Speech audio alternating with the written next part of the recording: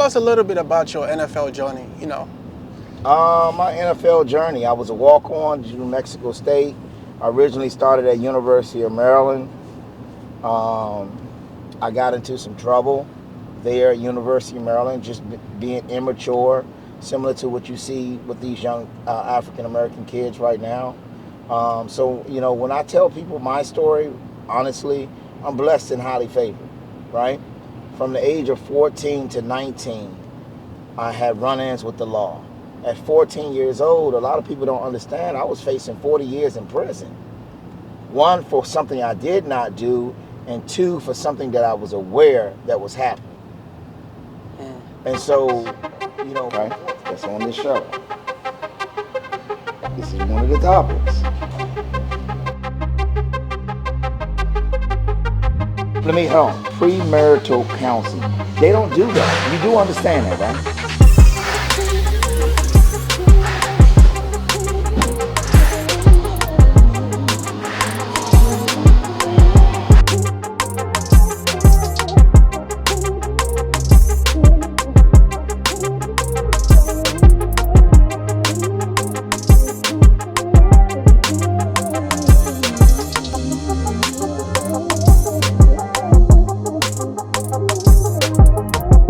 So what's going on, Coach? How you doing, man? I'm doing all right. Happy New Year, 2024. 2024. Yes, sir. Happy New Year, man. How you been doing? For a lot of people who don't, really know you, I would like you to, introduce yourself. I'm Don Malloy, former NFL player, father of 3.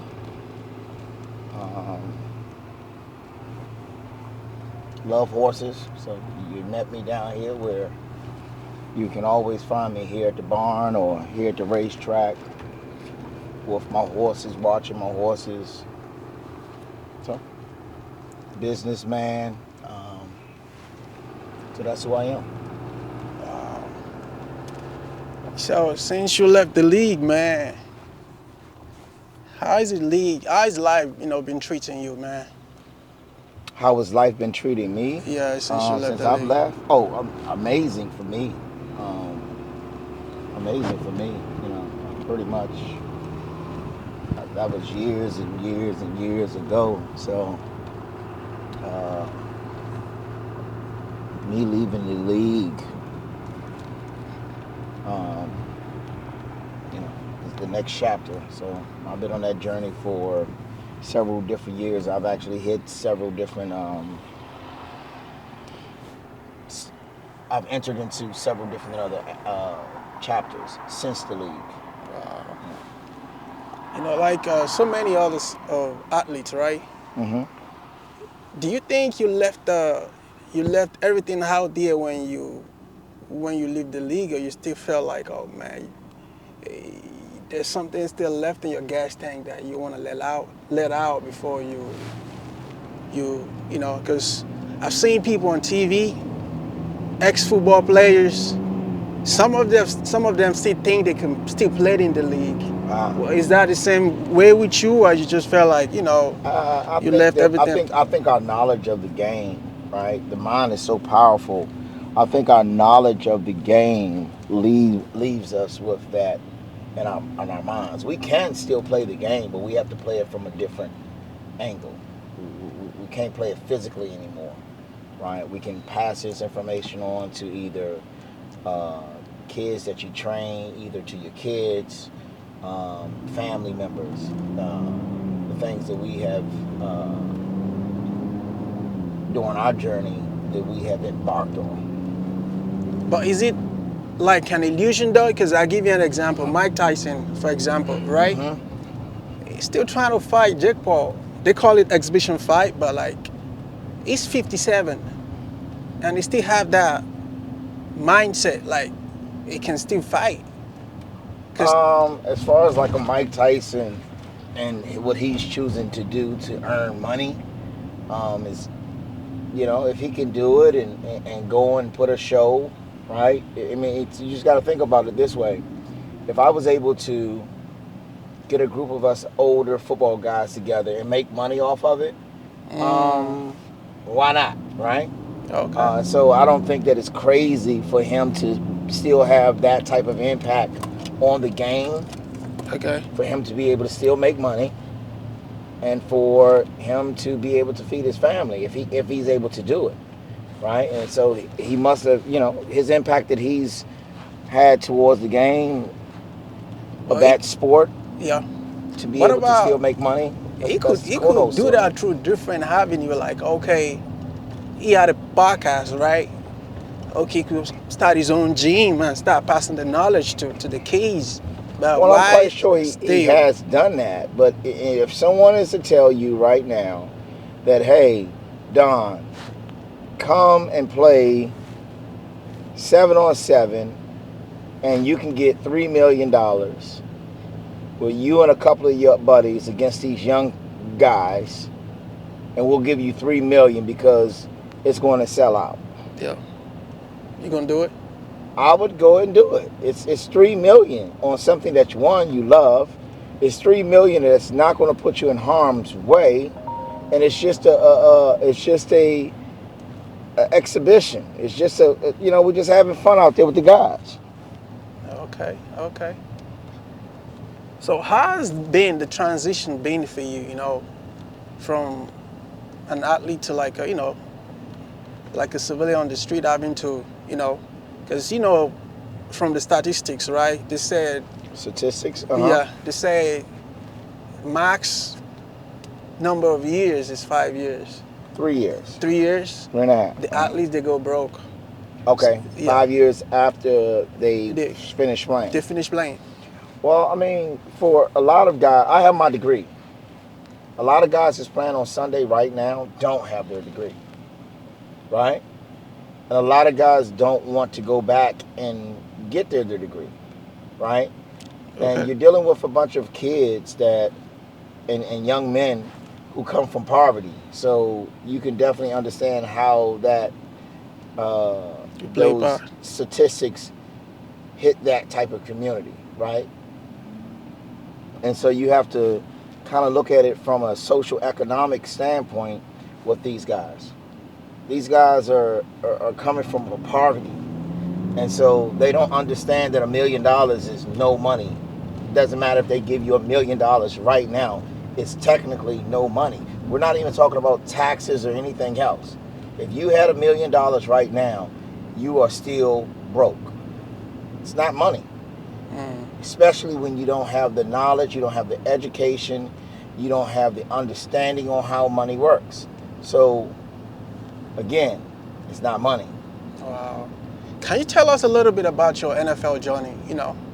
My NFL journey, I was a walk-on to New Mexico State. I originally started at University of Maryland. I got into some trouble there at University of Maryland, just being immature, similar to what you see with these young African-American kids right now. So, when I tell people my story, honestly, I'm blessed and highly favored, right? From the age of 14 to 19, I had run-ins with the law.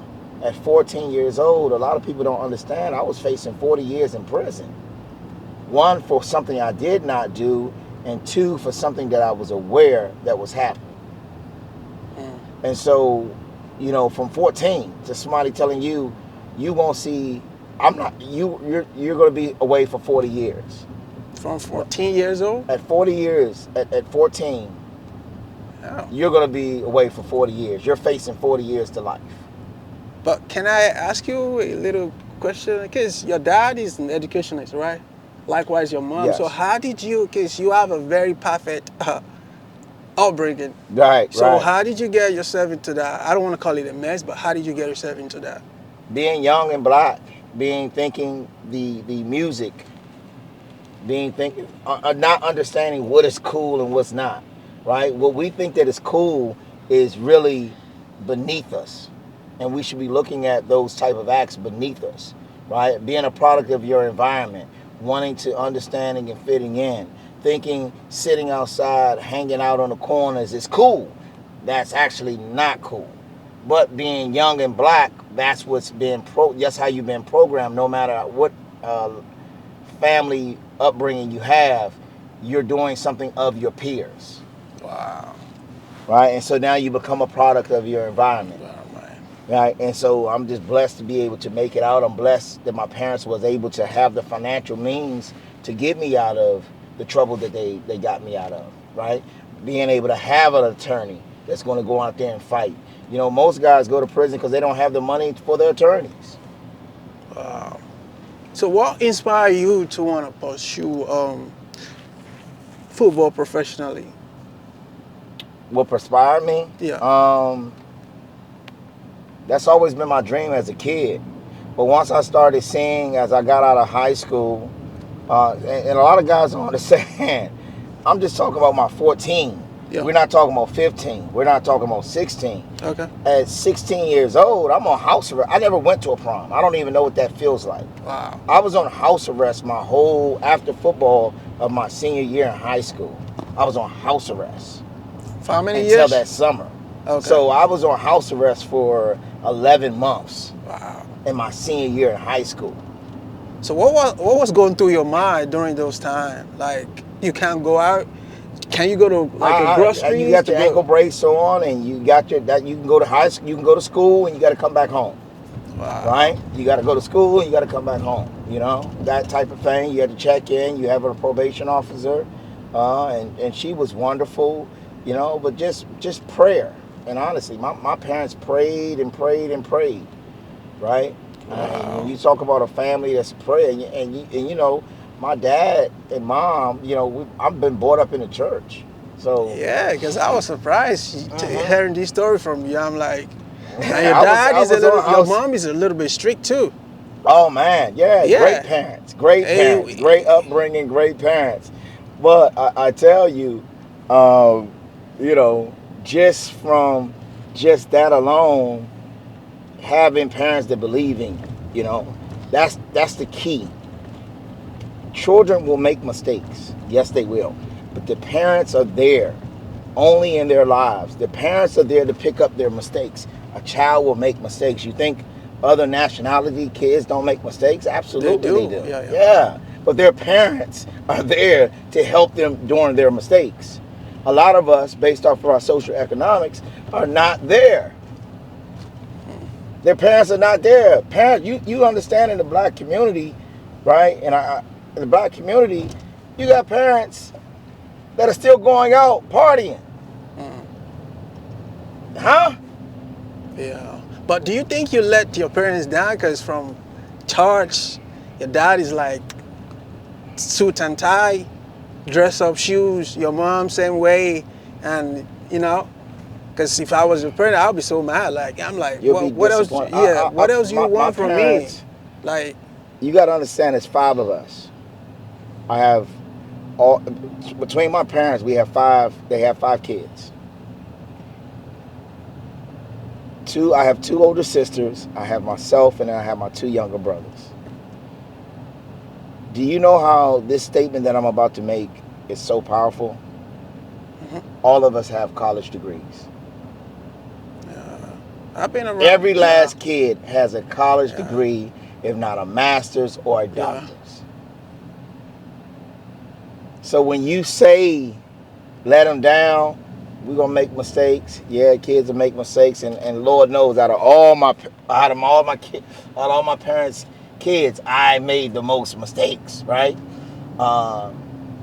Trying to be someone that I'm not, right? Where do you get that from? From the people on the street, like? Oh, your peers, man. You're watching TV and you're thinking that's real life. Oh, I'm going to be the biggest drug dealer in the world. That's all fake. It's all lies.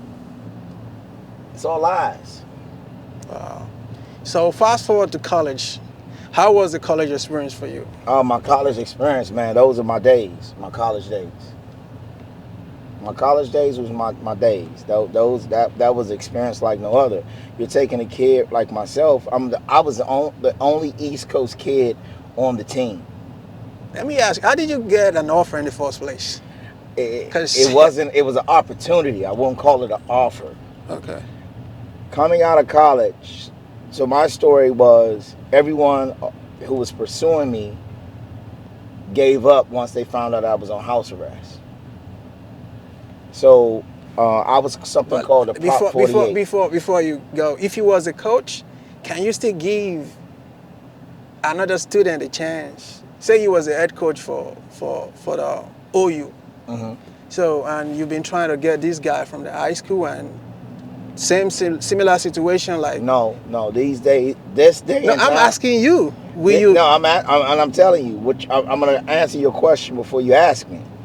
This day and time, once a kid makes a mistake, you have little error for mistakes because of social media, right?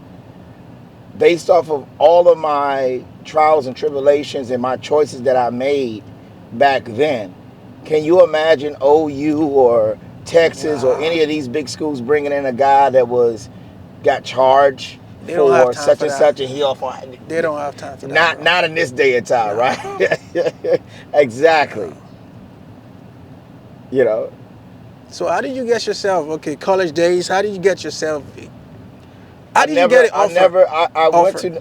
It wasn't. It was a guy that went to my high school. A mentor of mine, Byron Stewart. He was the man at Friendly High School where I attended high school, and I was working out up there. My little brother was getting recruited heavily. My brother that's right underneath me, his name was Dan. Oh, Dan. He was getting recruited. Dave was playing very well. Right? Out of all the three boys, myself, my brother Dan, and Dave is the only one that has a state championship. He was able to accomplish that. Right? And so, there's always some jealousy there with me being jealous of my baby brother because he was able to accomplish something that I wasn't, right? So with that being said, Byron Stewart is the gentleman who helped me get a look at New Mexico State. I originally was going to try to walk on to Pitt, Rutgers, what was the other school? Pitt, Rutgers. All D1? All D1, yeah, I was going to walk on. But I chose to go to New Mexico State. Before you go, what's the difference between walk on and the offer? Oh, big difference. Walk on, you don't have no scholarship, you got to pay for it. So again, I go back to my parents. My parents believed in me so much based off of from 14 to 19 and all of these fuck ups and everything else, right? Yeah. They believed in me. Like, man, right? They believed in all of their kids, but they still was able to, all the lawyers that they put money into, Tom Morrow, all of these guys, they still believed in me and made it and found a way. Wow. Right? To pay for tuition? To say, you know what, he wants to go to school, we're going to make this happen no matter what. But did they stop you from playing football? Like, okay, it's going to be strictly school now. No, I'm going to school. I had to go to Norfolk State to get my eligibility back. I was a Prop 48. So I had the SAT but no grades. So I had to sit in. So I had to leave. When I got out of University of Maryland, kicked out of there, I had to go to Norfolk State and just sit there and do my schoolwork and had to have over a 2.0, a C average to be able to transfer to go D1 for football. That's like a JUCO, right? Right. So I only played college football for 3 years. Right? I got my degree, criminology, and a minor in business. So when I got to college, I'm the only East Coast. I've never met a person from LA. I never met a person from Texas. I never met anything. I'm coming from like a dead Maryland, right? So you get what I'm saying to you? Yeah. So I'm like, okay, no problem. I get there, and it's a whole new world. Good or bad? Good. Good. I had to change my mind. I had to change my mind. And I thought I was good. I wasn't good. I had to work. Any of your, college mates that you respect, like, okay, it's good to go. Nash, do you guys go to the same school? No, me and Marcus Nash did not go to school with me. Marcus Nash played with Peyton Manning at Tennessee. He was one of his receivers. But me and Nash played with each other in arena football after we left, after I was finished with the NFL. Wow. Wow. So, do you still remember any of your schoolmates? Oh, I talked to Like all of them. college I talked to a mates? lot of them. I talked to a lot of them through social media on a regular basis and on the phone. Yep. Oh, oh. So live after football, man. I know you're coming up with a podcast, Cash. So you want to tell us a little bit about that before we, So go into myself some- and my son have started a podcast called Cash TV. Podcast that'll be coming out within the next month or so. And it's just a platform for my son with all the relationships after college, after NFL, after doing so many different business. I ended up representing guys from a business management standpoint. Like an NFL players. Okay. And several different sports areas. And through that, my son was able to be groomed and raised through the business. He's had he's met almost everybody. You can imagine that. And so, with that being said, we're starting a podcast. He'll do a lot of interviewings. The new talent that's coming up. I've always been able to keep my hands in with new talent that's coming up. Wow. That's what's up. That's what's up. We're just gonna dive into. I see you with the Aussies too. Where'd you get that from? Like, From my granddad, my mom's father. Wow. Wow. NIL deal, man. Since you say you represent some of these young athletes, college, basketball, football. Like, what do you think about NIL deal with the situation right now? I'm for it and I'm against it. You're still giving a kid that struggles with finances. He doesn't know anything about finances. Mama doesn't know anything about finances. If his daddy is around, they don't know nothing about finances. So you tell me, how does that, put that all into a pot, and you tell me, how does it work out? If you give these NFL players and former teammates of mine, and you giving them all of that money, and they still blowing it, what is a college kid gonna do? That's where Cash TV coming in, man. I'm just asking you, what is a college kid going to do? Other than do the same thing, it's just going to happen faster. NIL, it's a blessing and a curse, because the NIL can hurt a kid also. Now you see kids now staying in college longer. Yeah. You see kids going to school for 6 years. That reminds me of the OU QB, Gabriel. He has to go to Oregon. I hear that they gave him allegedly they gave him $2 million to stay extra 1 year, instead of him going to the NFL. But it's a win-win for him, because if he goes into the NFL this year, he might not probably be drafted. So staying in college. He's not getting drafted. You think so? That kid is not a draftable quarterback. The kid that was at OU last year is not a draftable quarterback. Why? He's not an NFL quarterback. Too short? Or no, he's not him. He's not it. If he was it, then why wasn't they very successful last year? They did pretty good. They did okay. 10. We won 10 games and we lost 2. Okay. Yeah. He's not an NFL. He's not. Is he a Baker Mayfield? No. Okay. It's not. And Baker Mayfield is struggling. So you tell me. That reminds me, just signed a new $180 million. Mayfield, exactly, but when he originally got with the into Buccaneers. the NFL, yeah, did he struggle? He did. Okay. So if Baker Mayfield struggled, right? Can I tell you something? Go ahead. Somebody told me, because I hang around all these OU Sooner club members. They told me his problem started when they started giving him commercials. And instead of him to include the team, he was doing the commercials with his girlfriend. And the team, you know how they do, they kind of like, shy off. Yeah, and that was the downfall of Baker Mayfield. But luckily for him, he moved around. he went to Buccaneer last year. He did decent, and Oh, you said that's what happened with who? with Baker Mayfield. Oh, okay. Because Oh, he in the was doing, NFL. in the NFL, he was doing decent when he first No, got to. I don't know. I mean, when you get to the NFL, I don't think the NFL guys look at, who you're dating and you're doing a commercial. They don't need to be in those commercials. They understand that when you get to the NFL. I don't know if that's to be, you know, a point. You know what I mean? Like I don't think a guy will get mad because you got your girlfriend not in the NFL. Not But to he see could have, in college. he could have put in one or two of them. Just Well, most guys don't have their teammates in a commercial. They're only going to pick the quarterback, maybe a receiver, if that. You tell me. A lot of NFL guys don't have marketing deals because they're not marketable.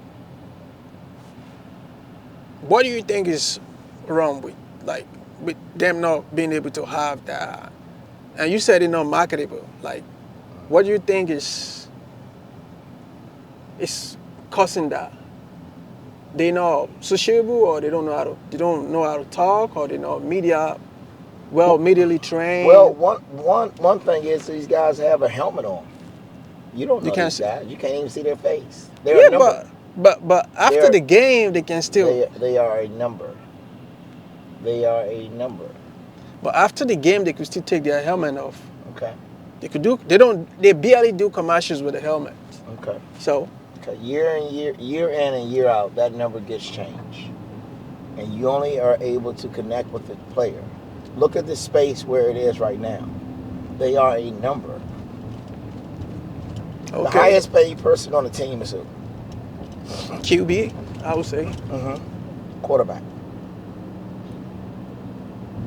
He's most likely to be with the team for a long time. Wow. Right. He's more likely to be with the team for the next time. Right?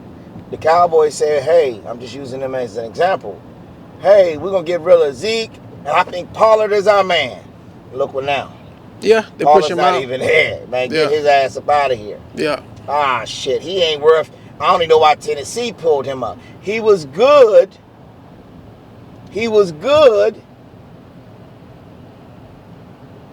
As long as he was backing up the horse. Mm-hmm.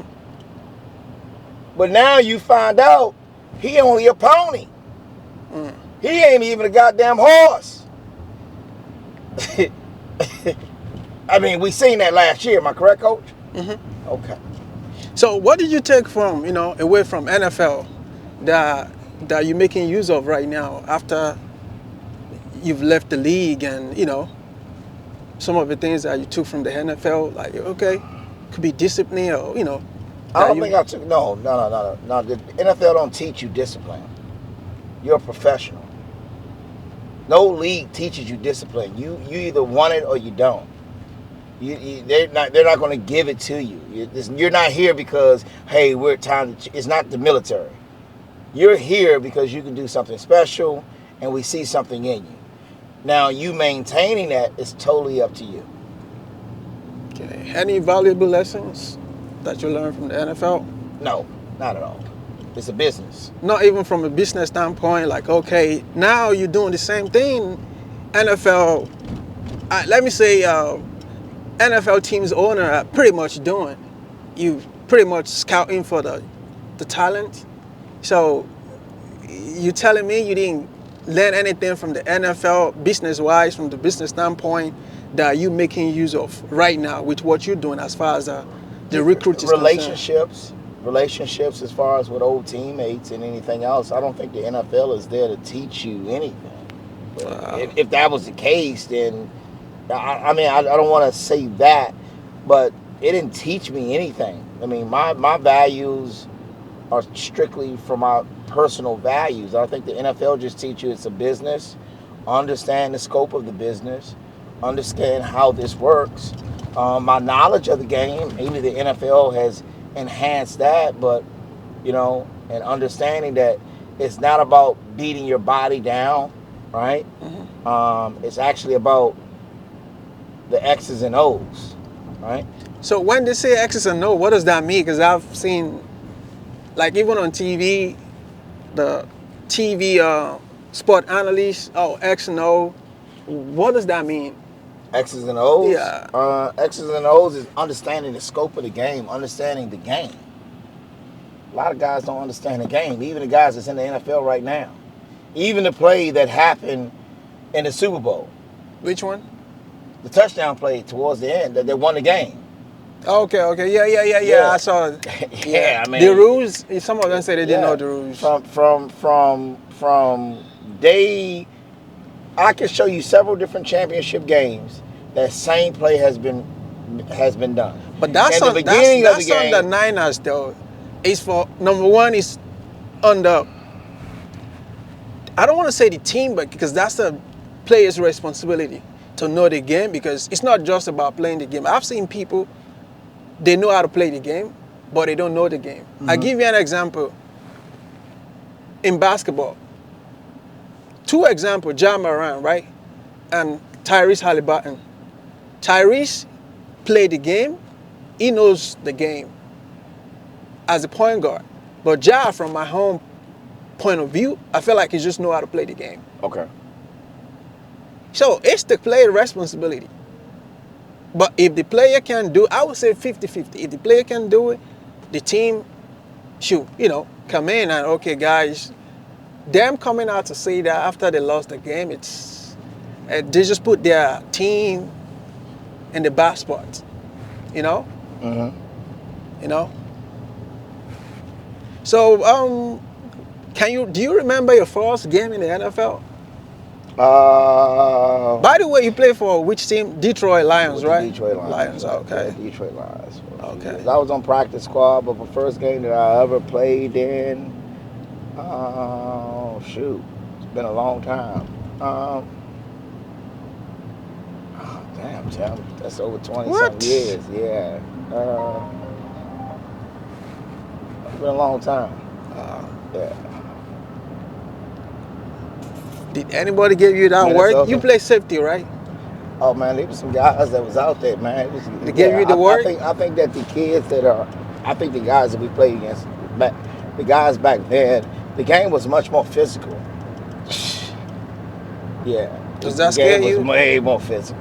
Huh? Does that scare you? Like, God damn, you're going to like a battlefield tonight. I wouldn't say scared. No, it was not about a scare. You waiting to play. You respect everyone that you're about to play against. It's the best of the best. But as far as the game, nah.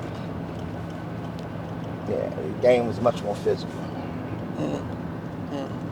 These kids couldn't play with Ed Reed, Palomalu, Tyshawn Taylor, those type of safeties. Ray Lewis. Oh man, that's illegal. Come on, man. Let's say I can name some guys that you ain't never heard of that'll tear off these kids nowadays. Tear a hole in their ass. If you had to advise all these young college athletes with the NIL, what would that be? That one thing you would tell them to do with the money? You're gonna do an NIL. I've been in this space for a very long time. Yeah. And these young kids nowadays give you your ass to kiss, and even these corporations. So pretty soon these NIL deals, just based off of, right? You're giving an NIL deal to who? Why are we giving this NIL deal now? Why are we giving this deal? Why does Nike feel that they need? You see, Nike ain't giving no NIL deals. Why would we do that? Maybe has Nike given an NIL deal to anyone yet? No. But they already have their hands full with the pro athletes. Exactly. So it's but just they don't have local... their hands full with every pro. They take a selected few, the ones that are they take the best of the best. Exactly. Yeah. Yeah, because they got to make their own money back too. Correct. Because if I'm giving you 10 million, I can't make 50 million back from you. It doesn't make any sense to me. Correct. Yeah. Yeah. So speaking of Trey, man, how is Trey doing, man? He's doing good, man. He's bigger, stronger. Can't wait to get him down to Texas. Get him to play some ball out there. Wow. That's what's up. Yeah. A lot of podcasts, man. coming off. Is there any podcast that you feel like, okay, this is a good one. Like, okay, I like how they roll out the app. Yeah, I mean, really, my opinion on a lot of these podcasts is it's not empowering us as a community. What do you mean by that? It's not empowering us as a community. It's a bunch of guys sitting over there talking a bunch of really about BS between each other, right? And it's entertainment, and I'm not taking anything away from anyone. But ESPN do the same thing on the bigger platform. That's what they do on the ESPN too. Such as what? The ESPN is not reporting on who had a child by who. Yeah. ESPN can care less on what player had a child and what his child's mama did. Right? Yeah. That's immaturity from black men. That's not what men do. ESPN is not reporting. Wait, is there any podcast that? Because I watched them yesterday. They were talking about Diggs. They should not be talking about those type of things. Cameron and Amaze. Listen, listen to me carefully. Are you saying something? What I am saying to Cameron and Mace, what I am saying to these gentlemen, someone that's immature. You shouldn't be taking your platform and using that to be speaking about someone else's personal life. And they have kids. That's not the place for them. And that your opinion of what he's doing and who he's sleeping with does not matter. You should never speak on who a man is sleeping with. That's his business. And you should respect him. But it's amazing on how black men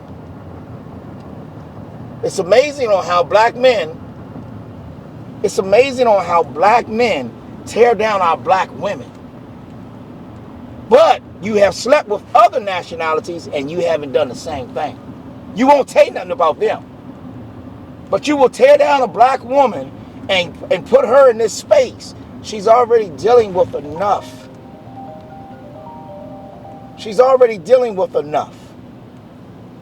But honestly though, I understand what you're saying, but imagine somebody who is 21 years old, and I'm gonna give you, the name of the guy. He plays for Houston Rockets.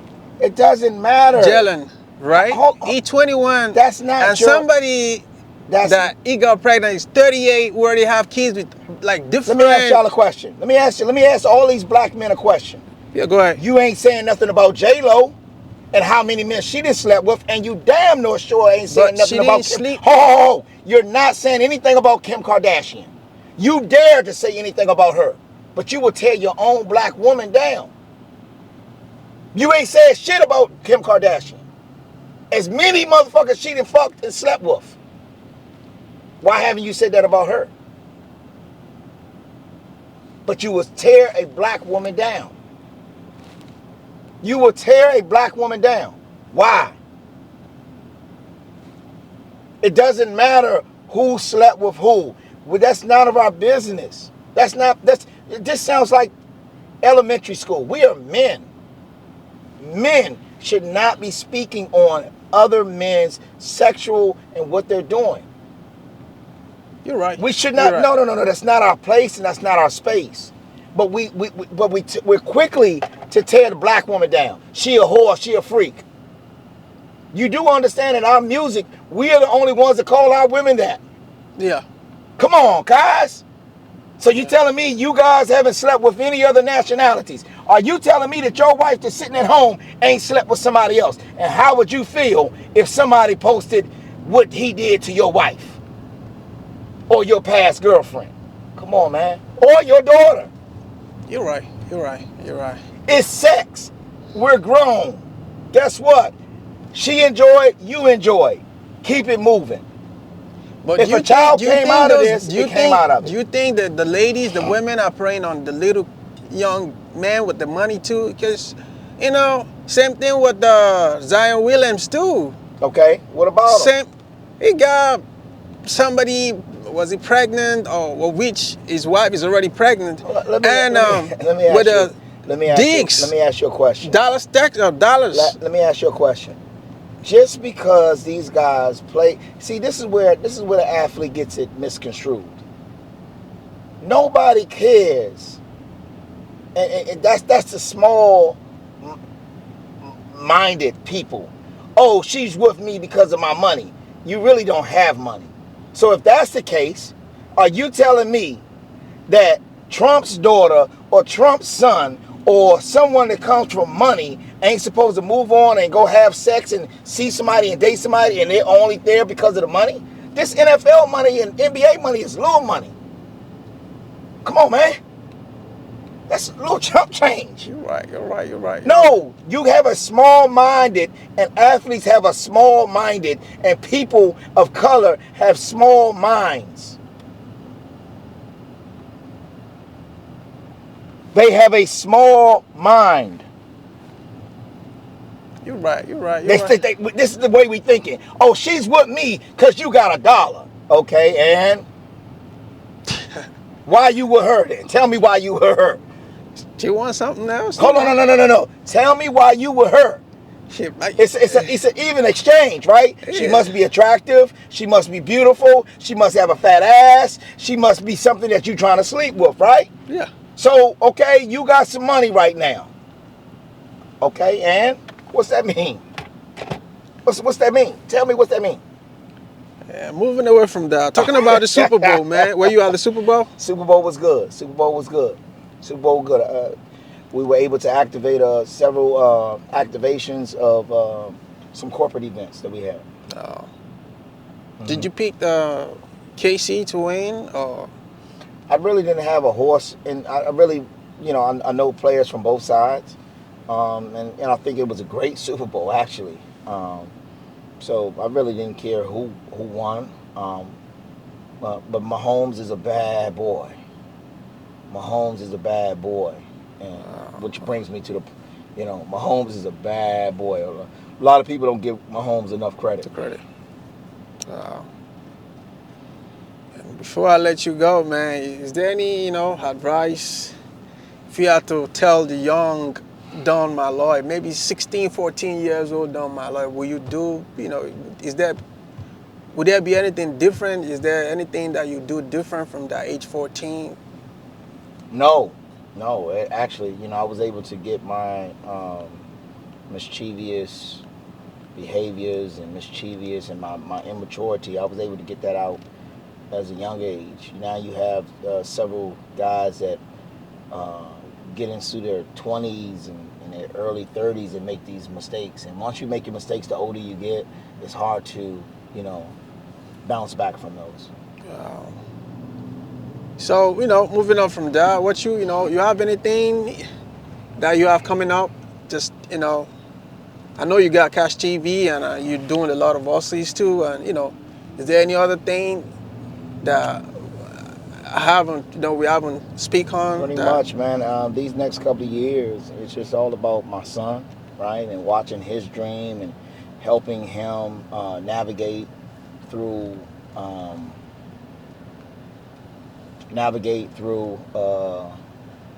his football career right now.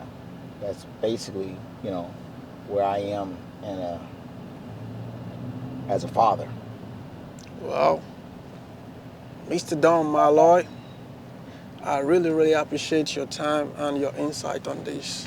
Not a problem, man. Till you come, hopefully, probably gonna get you some other time back on the show. There you go.